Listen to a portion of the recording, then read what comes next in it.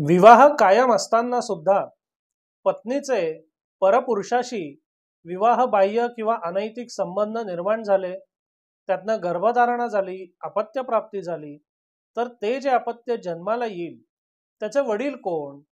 तो परपुरुष हे त्याचे वडील ठरतील का ह्या महिलेचा पती हाच त्याचा वडील ठरतो? या संदर्भात सर्वोच्च न्यायालयाने नुकताच एक महत्वाचा आणि धक्कादायक असा निकाल दिलेला आहे. आता या प्रकरणाची थोडक्यात पार्श्वभूमी समजून घेऊया. या पती आणि पत्नीचा विवाह कायम होता. त्यांचा विवाह कायम असतानाच त्या पत्नीचे परपुरुषाशी संबंध निर्माण झाले, त्यातनं गर्भधारणा झाली, अपत्यप्राप्ती झाली. पण विवाह कायम असतानाच हे सगळं झालं, त्यामुळे त्या अपत्याच्या जन्म दाखल्यावर आई आणि वडील म्हणून या पत्नीचं आणि पतीचं नाव लावण्यात आलं. कालांतराने झालं काय, यांच्या वैवाहिक संबंधांमध्ये वितुष्ट निर्माण झालं. त्या अनुषंगाने त्यांनी घटस्फोट घेतला, म्हणजे दोघांनी सहमतीने घटस्फोट घेतला. आणि मग सहमतीने घटस्फोट झाल्यानंतर अपत्याच्या जन्मदाखल्यामध्ये खऱ्या जैविक वडिलांचं नाव लावता यावं म्हणून तिने त्या दृष्टीने चौकशी केली, अर्ज केला. तेव्हा तिला असं सांगण्यात आलं की असं जन्मदाखल्यातलं जैविक आई वडिलांचं नाव बदलायचं असेल तर त्याच्याकरता सक्षम न्यायालयाचा आदेश लागतो. मग त्या अनुषंगाने अनेक कायदेशीर प्रक्रिया सुरू करण्यात आल्या आणि शेवटी ही सगळी प्रकरणं एकावर एक अपिलावर अपील होऊन सर्वोच्च न्यायालयात पोचली. आता सर्वोच्च न्यायालयामध्ये या संदर्भात सगळ्यात महत्वाचा प्रश्न होता तो म्हणजे या संदर्भात DNA टेस्टला परवानगी द्यायची का? जे अपत्य जन्माला आलेलं आहे त्याला त्याचे खरे जैविक वडील कोण हे जाणून घ्यायचा अधिकार आहे का? आणि या अपत्याचा अधिकार आणि त्या परपुरुषाचा गोपनीयतेचा अधिकार याचा तुलनात्मक जर विचार केला तर झुकतं माप कोणाला द्यायचं, असे अनेक प्रश्न सर्वोच्च न्यायालयापुढे उद्भवले होते. आता या संदर्भात कायदेशीर तरतुदीचा थोडा विचार करूया. आपल्याकडे जो पुरावा कायदा होता त्यामध्ये अशी एक कायदेशीर तरतूद आहे की विवाह कायम असताना किंवा घटस्फोट झाल्याच्या तारखेपासून 280 दिवसामध्ये जर अपत्याचा जन्म झाला तर तो पती हाच त्याचा पिता आहे असं कायद्याने गृहीत धरता येतं. आणि हे जर गृहीत धरायचं नसेल, जर परपुरुषाचं किंवा दुसऱ्या पुरुषाचं नाव पती म्हणून जाहीर करायचं असेल तर या गृहीतकाला धक्का देणारी काहीतरी गोष्ट लागते. आता पुरावा कायद्यामधलं हे जे गृहीतक आहे याच्यामध्ये एक परंतुक आहे आणि ते परंतुक असं की या दरम्यानच्या कालावधीमध्ये पती पत्नीला संभोग करणं जर अशक्य असेल तर हे गृहीतक आपल्याला बाजूला ठेवता येतं. पण जे पती पत्नी आहेत, ज्यांचा विवाह कायम आहे, त्यांना संभोग करणं शक्य आहे, या सगळ्या परिस्थितीमध्ये जर एखादं अपत्य जन्मलं तर ते मात्र त्या पतीचंच अपत्य आहे असं गृहीत धरण्यात येतं. आता यातली गंमत अशी की घटस्फोटानंतर या महिलेनी आणि त्या मुलांनी मुख्य मागणी केली होती की आमचा म्हणजे माझा त्या परपुरुषाशी संबंध आला होता, त्याचा हा अपत्य आहे आणि म्हणून त्याचं नाव जन्म दाखल्यावर लागणं गरजेचं आहे. आणि तो जो परपुरुष होता त्याचं असं म्हणणं होतं की असं काही झालेलंच नाहीये. गंमत म्हणजे या सगळ्यामध्ये तो पती कुठेही सामील नव्हता, कारण त्यांचा घटस्फोटच झालेला आहे.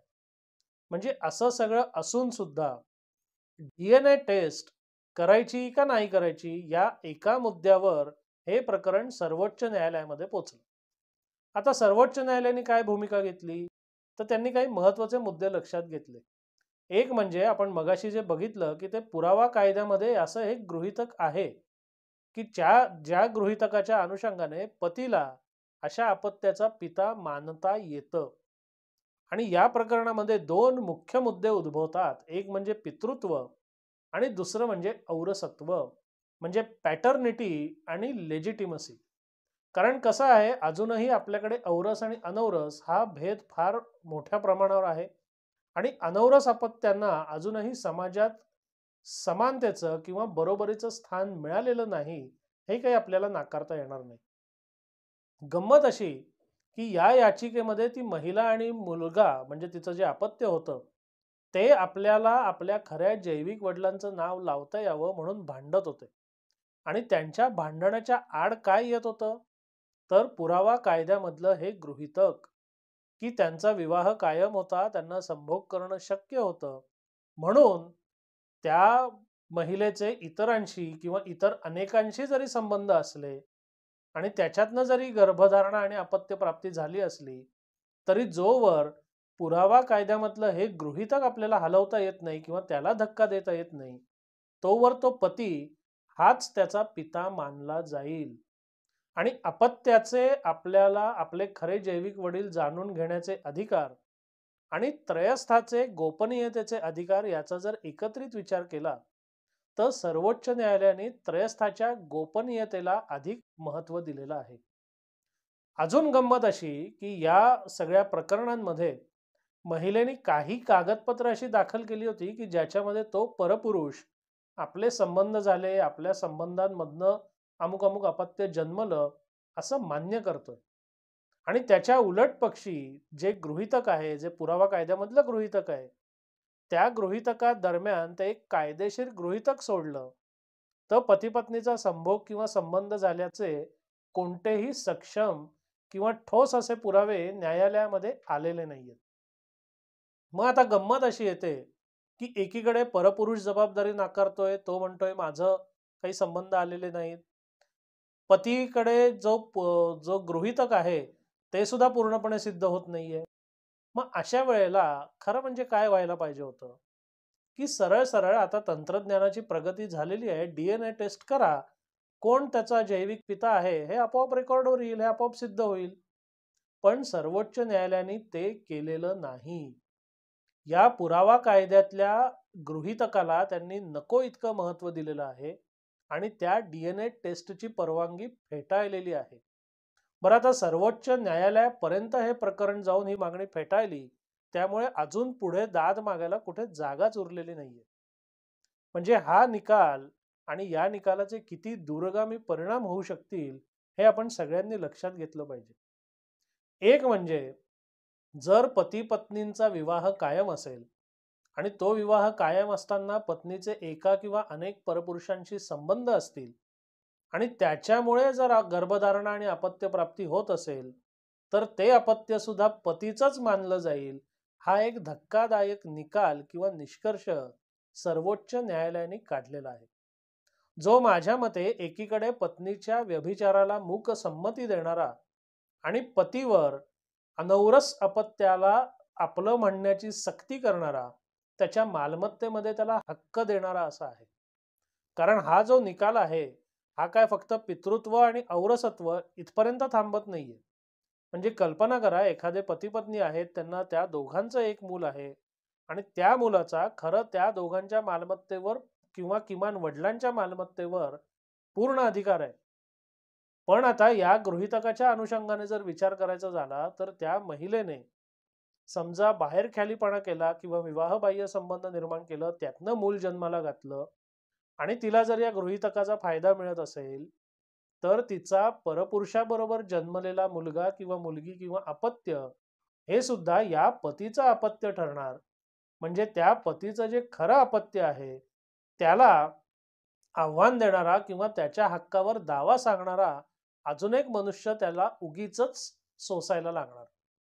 आणि पूर्वी जेव्हा तांत्रिक प्रगती झालेली नव्हती, तेव्हा हे सगळं ठीक होतं ना, की तेव्हा तुम्हाला गृहीतकांवरच चालायला लागत होतं.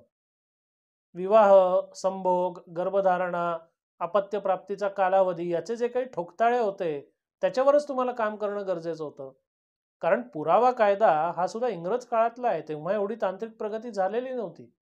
पण आता जर तांत्रिक प्रगती झालेली आहे, कोण कोणाचा बाप हे जर आपल्याला सायंटिफिक म्हणजे शास्त्रशुद्ध रीतीने ठरवून घेण्याची सोय आहे, तर केवळ जुन्या कुठल्या तरी कायद्यामध्ये काहीतरी गृहीतक आहे, त्याला चिकटून राहायचं काही कारण नाही ना.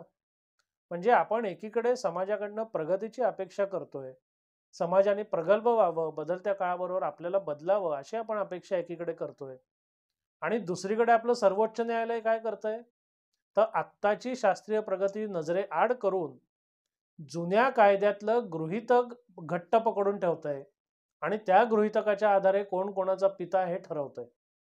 आता कोण कोणाचा पिता हे ठरवायची जर शास्त्रशुद्ध पद्धत असेल आणि गृहीतक असेल, तर सर्वसाधारण मनुष्य सुद्धा सांगेल की आपण शास्त्रशुद्ध पद्धत स्वीकारली पाहिजे.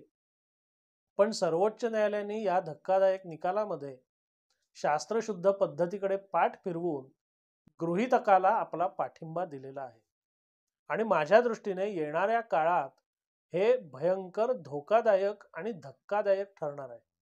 कारण मगाशी म्हटल्याप्रमाणे या सगळ्या निकालामुळे एक प्रकारे पत्नीच्या व्याभिचाराला मूक संमती देणं, पत्नीच्या व्याभिचारातून जन्मलेल्या अपत्याला पतीचं नाव आणि पतीच्या मालमत्तेमध्ये हक्क देणारा असा हा निकाल आहे. म्हणजे या निकालामध्ये सर्वोच्च न्यायालयाने स्वतः पुन्हा विचार करावा, किंवा सर्वोच्च न्यायालय यावर विचार नसेलच करणार तर शासनाने, केंद्र शासनाने याच्यामध्ये दखल द्यावा असं किमान मला तरी वाटतं.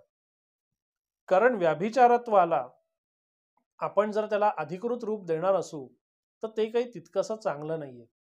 विशेषतः शास्त्रीय प्रगती झालेली असताना सुद्धा 100 वर्ष जुन्या कायद्यातल्या गृहीतकाला जर आपण चिकटून राहणार असू तर तेही फार चांगलं किंवा काल सुसंगत असं म्हणता येणार नाही, असं किमान माझं तरी मत आहे.